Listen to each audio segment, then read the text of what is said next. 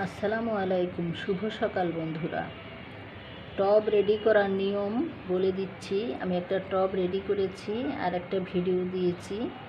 এখানে দেখিয়েছি যে প্রথমে কোনো টব বা পলিতে গাছ রেডি করতে গেলে প্রথমে তার ভিতরে কিছু ইট ভাঙা গুঁড়া বা বাড়ির কনস্ট্রাকশন কাজের প্লাস্টার গুঁড়া, ছাদ থেকে পুরানো গুঁড়া এসব মিশিয়ে নিয়ে নিচে দিয়ে দিতে হবে। আর যারা মাটির টব রেডি করবেন, টবের নিচে প্লেট ভাঙা, মাটির ভাঙা টুকরা, মাটির পাত্র ভাঙা টুকরা ইত্যাদি দিয়ে নিষ্কাশনের ব্যবস্থা করবেন। আর আমি এগুলো দেওয়ার পরে নিচে ইট ভাঙা গুঁড়া দেওয়ার পরে তার উপরে দিয়েছি এই ডিমের খোসা চূর্ণ, ছাই,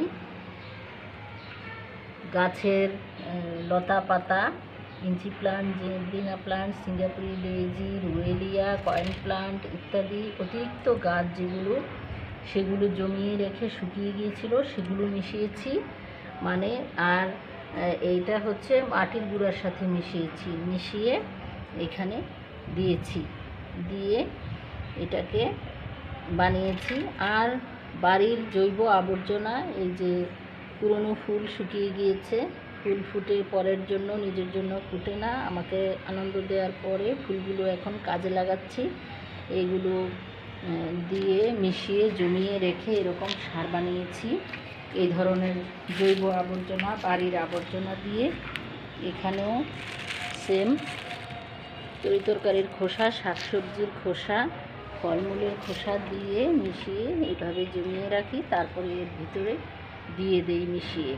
এভাবে টব রেডি করেছি।